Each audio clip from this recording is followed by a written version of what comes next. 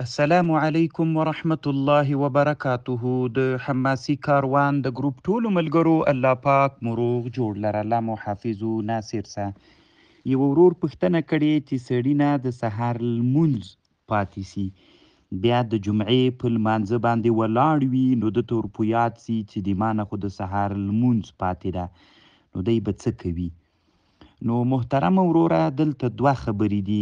یوه مسئله دا د علماوی که چیرته امام خطبه ویلې د ته ورپو یاد سو، اگر د خطبې په حالت کې لمونځ نسته ده، چونکې په د ترتیب واجب و فرض ده، نو دی به هغه خپل هغه کوي، هغه د سهار لمونځ به کوي، ولو که امام د خطبې په حالت کې ودخل فيه الجمعة فإن الترتيب بينها وبين سائر الصلوات لازم، فلو تذكر أنه لم يصلي الفجر يصليها ولو كان الإمام يخطب.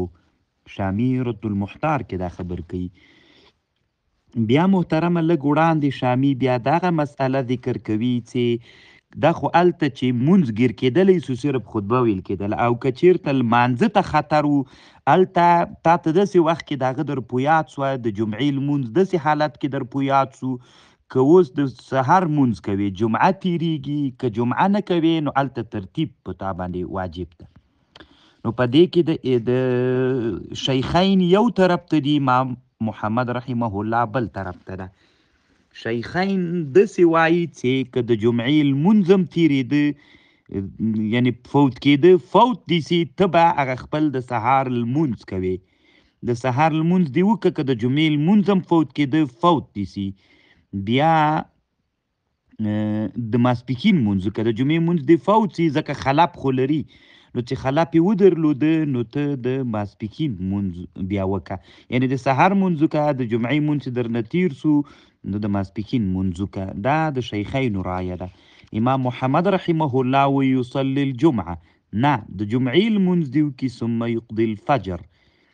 فلم يجعلا، شیخینو نه ده ګرځولی فوت الجمعة عذرا في ترک الترتیب، ومحمد رحمه الله جعله عذرا. نو محترمه وروره، مفتی ته دا صحیح ده، اصولو د فتوا ته باید لحاظ وسی، خو دیتا د مسئلې دپاره جواب داسې د وروره د امام محمد صاحب په مذهب چې فتوا وسی ښه ده، یعنې د جمعې لمونځ دې وکړي، بیا دې د ماسپښین د سحر لمونځ له هغه نه وروسته راوړي.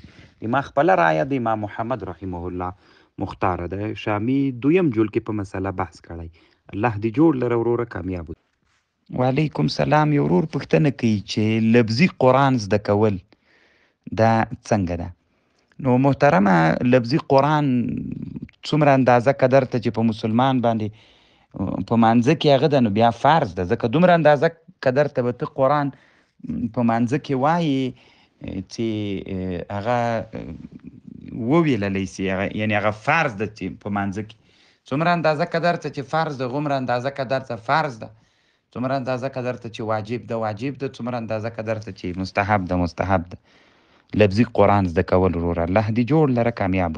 وعلیکم سلام. یو ورور د کعب په اړه پوښتنه کړې. وروره خیر ده، ډېر تنبه کېږه مه. زه پوښتنې اورم، د ټولو پوښتنې داسې نه دي چې دا مسلې ما ته داسې پرتې دي او چې د ما خوښه سو زه به یې پکې راخلم. علم ډېره ستړي لري وروره. د تا مسله باندې دا اوس هم ما تقریبا 4-5 کې، چونکې دا مسله لږ داسې جنجالي مسله ده، زه باید څېړنه پرې وکړم. بله ورځ یو بل ملګري د رسول الله سلام د جنازې په اړه پوښتنه کړې وله، نو ته تنبه کېږه مه، خو هلته مې درته ویلې بله ورځ چې زه جواب درته کوم، او داسې زه نه سم کولی وروره چې زه جواب وکړم او هغې باندې علما راجګ سي، نقدونه ورباندې وکړي او د تحقیق خلاف وي. الله دې جوړ لره وروره، انتظار کوه.